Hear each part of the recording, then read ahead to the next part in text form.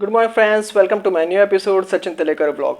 आज हम जिस कंट्री के बारे में बात करेंगे फ्रेंड्स, उस कंट्री का नाम है Guatemala. Officially the Republic of Guatemala is a country in Central America. इसकी क्लोजेस्ट कंट्री पे आते हैं तो इसकी क्लोजेस्ट कंट्री है Mexico, Honduras, Belize and El Salvador. Population पे आते हैं तो अबाउट 1.71 करोड़ पॉपुलेशन है, तो अच्छी खासी पॉपुलेशन है ग्वाटेमाला की। अभी हम आते हैं इसके कैपिटल पे, तो Guatemala city and largest city भी ग्वाटेमाला सिटी है। ठीक है फ्रेंड्स, अभी हम आते हैं इसके ऑफिशियल लैंग्वेज पे, तो ऑफिशियल लैंग्वेज है स्पेनिश। और इथनिक ग्रुप पे आते हैं तो 56% मेस्टिजो, 41% माया, 0.9% एफ्रो ग्वाटेमेलियन। अभी हम आते हैं इसके रिलीजन पे, तो 88% क्रिश्चियनिटी, 45% रोमन कैथलिक। ठीक है फ्रेंड्स, अभी हम आते हैं इसके वीज़ा पे, तो वीज़ा रिक्वायर्ड है ऑब्वियसली हम इंडियन सिटीजन को ग्वाटेमाला विजिट करने के लिए। ठीक है, एक्सेप्ट आपका यूएस का टूरिस्ट वीज़ा हो, बिजनेस या स्टूडेंट वीज़ा कोई भी हो, इंक्लूडिंग ये यूरोपियन वीज़ा कोई भी हो, सेंशन एरिया का, और कनाडा वीज़ा। आपका बिजनेस हो या स्टूडेंट हो, कोई भी चलेगा, तो आपको ग्वाटेमाला टूरिस्ट वीज़ा अप्लाई करने की ज़रूरत नहीं है। आप ये वीज़ा यूटिलाइज कर सकते हो और यही वीज़ा पे आप जा सकते हो ग्वाटेमाला। ठीक है, अभी हमारे इसके एप्लीकेशन फॉर्म पे, तो igm.906.gt ये इसका एप्लीकेशन फॉर्म है। ऑनलाइन आपको इसको डाउनलोड करना है, फिलअप करना है, अपॉइंटमेंट लेनी है और वहाँ पे जाके सबमिट करना है विथ नेसेसरी डॉक्यूमेंट्स। इसका डॉक्यूमेंट्स तो आपको पता है कि होटल रिजर्वेशन, रिटर्न टिकट्स आपको निकालना है। आप बिजनेस करते तो income tax ITR file, bank statement with bank manager का स्टैम्प एंड सिग्नेचर के साथ में। तो ये सब भी आपके ही डिटेल्स लगेगी और कोई डिटेल्स लगती नहीं है जब हम वीज़ा अप्लाई करते हैं तो।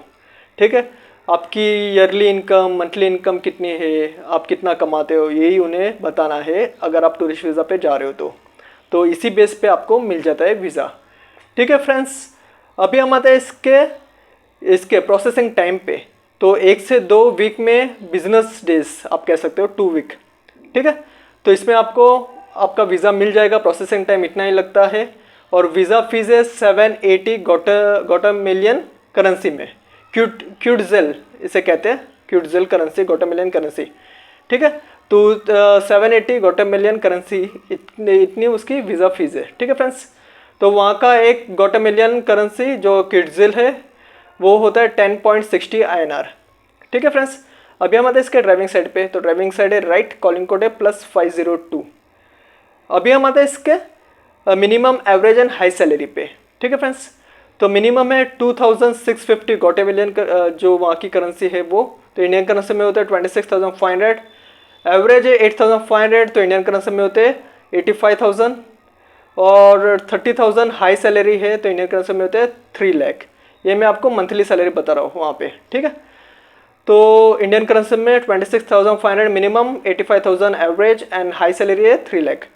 अभी हम आते हैं इसके कॉस्ट ऑफ लिविंग पे। अगर हम वहाँ पे जाते हैं बिजनेस पॉइंट ऑफ व्यू से, वर्क पर्पस से, तो वहाँ पे कॉस्ट ऑफ लिविंग क्या है वो भी हम जान लेते हैं, फूड, ग्रोसरीज और अपार्टमेंट का। ठीक है फ्रेंड्स, तो मिल्क है 12.85। ठीक है, ये लोकल करेंसी में बता रहा हूँ मैं, वहाँ की ग्वाटेमालियन करेंसी में। ठीक है, तो मिल्क है 12.85 1 लीटर। राइस है 1 kg 11.53। एग है 12 पीस का 15.53। एप्पल है 1 kg 25। ऑरेंज है 1 kg 19।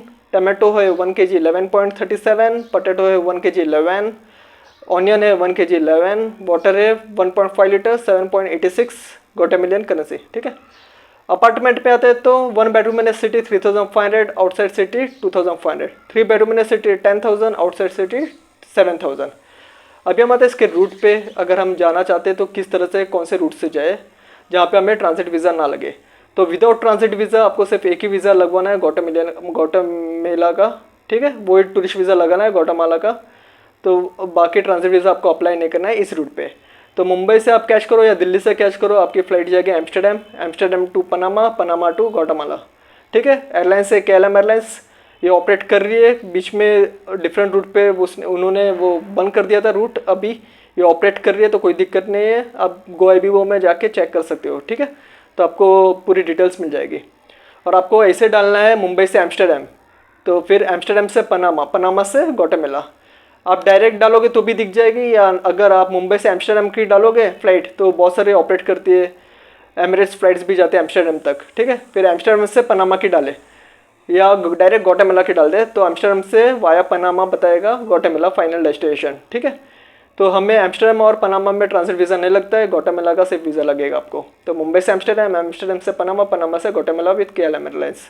अमेरिकन एयरलाइंस भी जाती है वाया लंदन, वाया मियामी होके, ठीक है, लेकिन उसमें हमें दोनों जगह पे ट्रांजिट वीज़ा लगता है, लंदन का ट्रांजिट वीज़ा और मियामी का भी ट्रांजिट वीज़ा, यूएस मियामी से यूएस का ट्रांजिट वीज़ा लगेगा, ठीक है।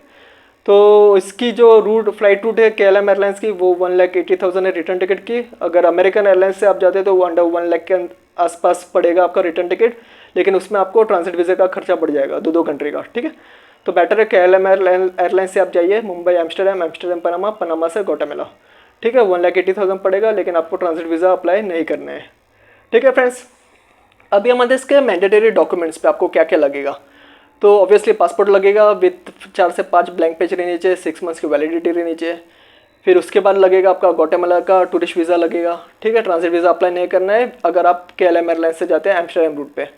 अगर आप यूएस के रूट से जाते हैं, लंदन के रूट से जाते हैं तो आपको ट्रांजिट वीज़ा अप्लाई करना है, ठीक है। ये हो गया। बाद में होटल रिजर्वेशन हो गया, रिटर्न टिकट हो गया, ट्रैवल इंश्योरेंस करवा लीजिए, कोविड की सर्टिफिकेट रख लीजिए, बिजनेस पॉइंट या वर्क पर्पज से आप जाना चाहते हो वहाँ पे तो PCC certificate, medical certificate and yellow fever certificate लगेगी, क्योंकि एक साउथ अमेरिकन कंट्री है, सेंट्रल अमेरिकन कंट्री है, ठीक है। तो आप रख लीजिए येलो फीवर सर्टिफिकेट, ठीक है फ्रेंड्स। फंड्स कन्वर्ट करवा लीजिए आप इंडिया में, US डॉलर्स लेके जाइए, फिर वहाँ पे जाके कन्वर्ट करा दीजिए वहाँ की लोकल करेंसी में, क्योंकि एयरपोर्ट पे जो चार्जेस होता है वो एक्सपेंसिव होता है, ठीक है फ्रेंड्स।